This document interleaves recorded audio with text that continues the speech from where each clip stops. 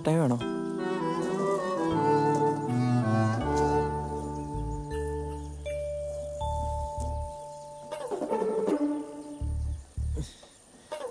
ചാമ്പങ്ങ വേണോ?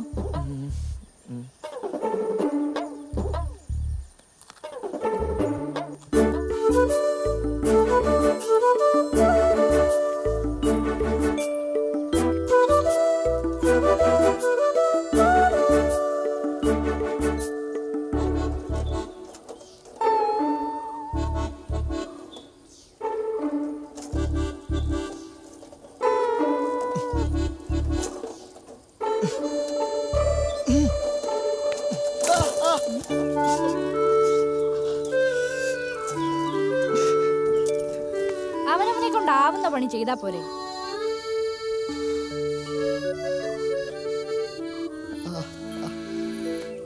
ആഹാ, മുട്ടുപൊട്ടി ചോര വരുന്നുണ്ടല്ലോ.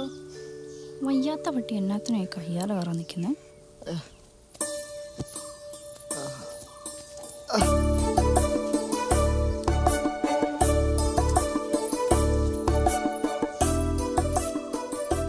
കാണിച്ചേ, ഈ കമ്മ്യൂണിസ്റ്റ് വെച്ചിട്ട് നീരൊഴിച്ചാലേ ഇത് വേഗം കരിയും. വേണ്ട. അതിനെന്നിട്ട് അപ്പം കോൺഗ്രസ് ആയോണ്ടാണോ? വേണ്ടെന്ന് പറഞ്ഞാ വേണ്ട. അതിന് നീ എത്രയുടെ എന്നോട് ചൂടാവുന്നേ?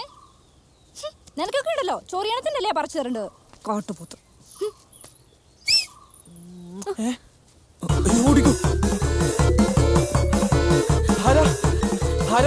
ആരും വന്നിട്ടൊന്നുമില്ല, ഞാൻ പോവാ. നീ വരണ്ടോ? ഞാനും വരുന്നു. പിന്നെന്തിനു വിളിച്ചേ? ആ മരം കേറി കത്രീനയുടെ തലയിൽ വെള്ളിടി വെട്ടണേ കർത്താവേ. എടാവേ, ആദ്യ ചുംബനത്തിന് വേണ്ടി 2 മില്ലിമീറ്റർ ദൂരം മാത്രം ബാക്കിയുള്ളപ്പോഴാ അവളുടെ ഒടുക്കത്തൊരു വിസിലടി.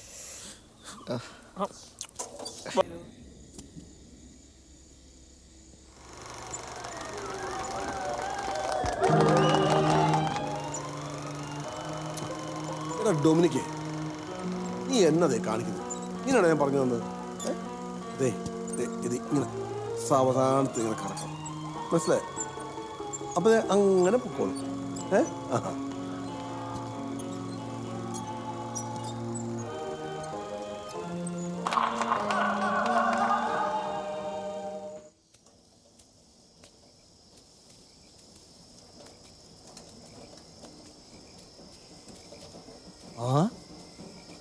തോപ്രാംകുടി പള്ളിയിലെ പെരുന്നാൾ തുടങ്ങിയല്ലോ.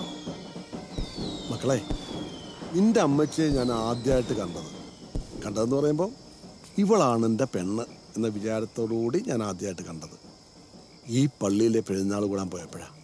കൊച്ചുനാൾ പോലെ അവളെ എനിക്ക് അറിയായിരുന്നു. പക്ഷേ അക്കാലത്തൊക്കെ ഈ നാട്ടിലെ ഒരു പെണ്ണ് എന്നതിനപ്പുറം അവളെപ്പറ്റി വേറൊരു വിചാരം എനിക്കില്ലായിരുന്നു. പക്ഷേ ആ പള്ളിപ്പെരുന്നാളിലെ കൂട്ടുകാരികൾക്കൊപ്പം അണിഞ്ഞൊരുങ്ങി പെരുന്നാൾ കാണാൻ വന്ന റബേക്ക, അന്ന് വരെ കാണാത്ത റബേക്ക, ഒരു മാലാഖയുടെ ചേലായിരുന്നു നമുക്ക്. ആ ദിവസം മുതൽ എനിക്ക് ഇരിക്കപ്പുറത്തില്ലതായടാ. അവളോടുള്ള ഇഷ്ടം കൊണ്ട് എൻ്റെ നെഞ്ചും കൂടെ പൊട്ടിപ്പോകുന്നൊരു തോന്നലായിരുന്നു. എന്നിട്ട് അപ്പനെപ്പോഴും അമ്മച്ചിയോടുള്ള ഇഷ്ടം തുറന്നു പറഞ്ഞത്? അന്നത് നേരിട്ട് എന്ന് പറയാനുള്ള ധൈര്യം എനിക്കില്ലായിരുന്നു. അന്നത്തെ കാലം അതല്ലേ. പിന്നെ ഞാൻ നോട്ടം കൊണ്ടും ചിരി കൊണ്ടും ചില്ലറ വേലത്തരങ്ങളൊക്കെ കൊണ്ട് എൻ്റെ ഇഷ്ടം അറിയിക്കാൻ പലതും പയറ്റ് നോക്കി. പക്ഷെ അതൊന്നും അങ്ങോട്ട് ഏറ്റില്ല. അങ്ങനെ ഇരിക്കുമ്പോഴാ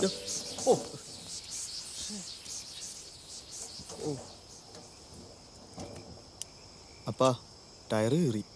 കർത്താവേ, ഇനി ഇതും ചുവന്നോട്ട് പോണമല്ലോ.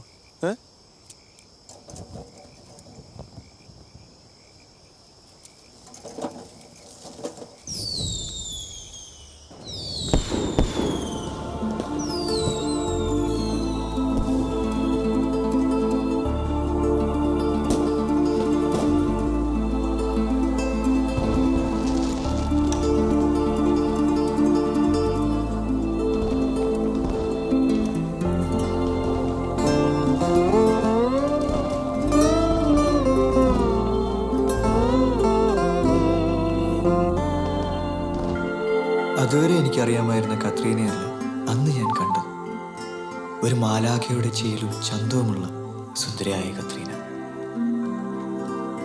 നക്ഷത്രങ്ങൾ തിളങ്ങിയ അവളുടെ കണ്ണുകൾ, നിലാവ് പോലെ അവളുടെ പുഞ്ചിരി. അന്ന് ഞാൻ മനസ്സിലുറപ്പിച്ചു, ഇവളാണെൻ്റെ പെണ്ണെന്ന്.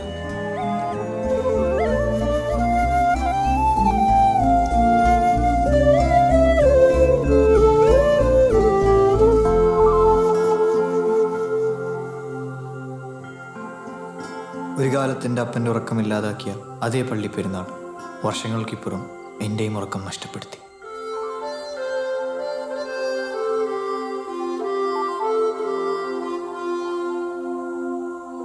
അപ്പാ, എന്നാടാ?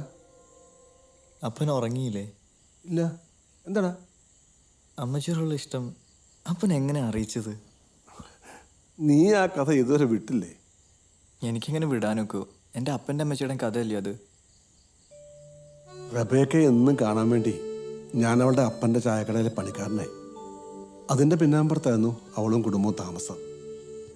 എല്ലും മുറിയെ പണിയുണ്ടായിരുന്നെങ്കിലും കണ്ണു നിറയെ അവളെ കാണാൻ പറ്റുമെന്നുള്ള സന്തോഷമായിരുന്നു എനിക്ക്.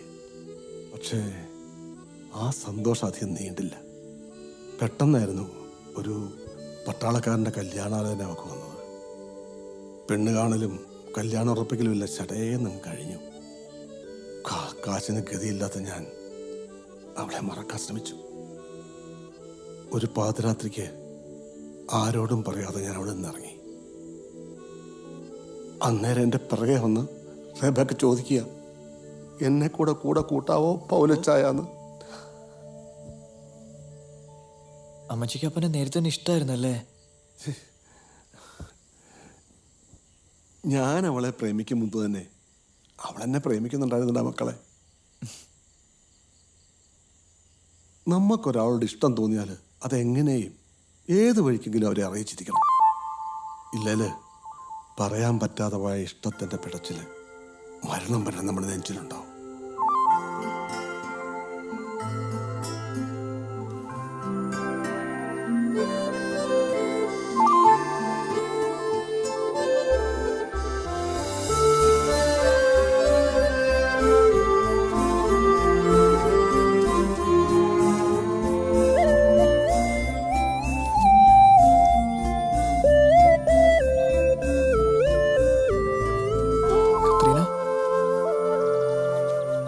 ഒരു ഞാവൽപ്പഴം തരൂ.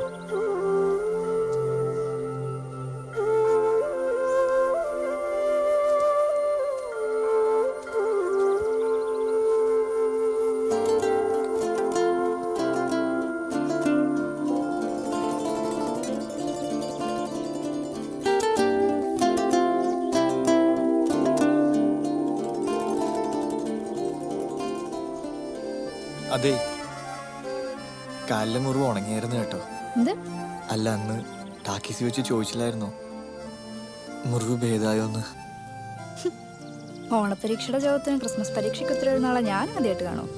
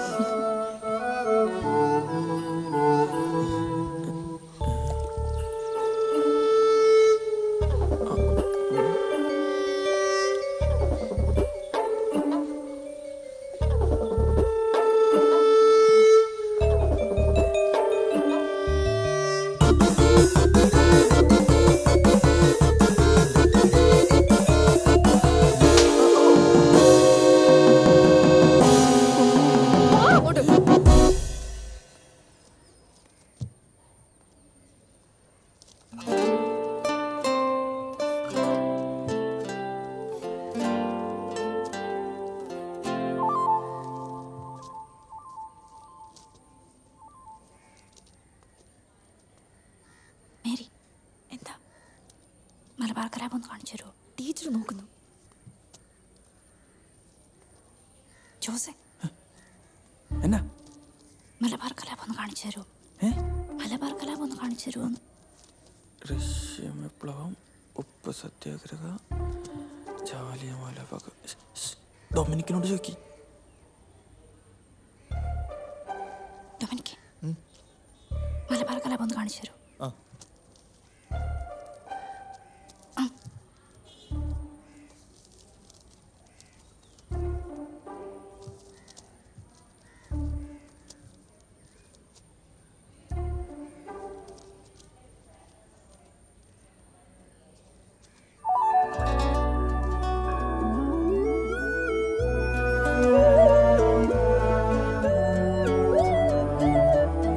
മലബാർ കലാപത്തിന് പകരം ഞാൻ അവൾക്ക് കൊടുത്തത് പ്രണയം നിറഞ്ഞ എൻ്റെ ഹൃദയത്തിൻ്റെ കലാപങ്ങളായിരുന്നു.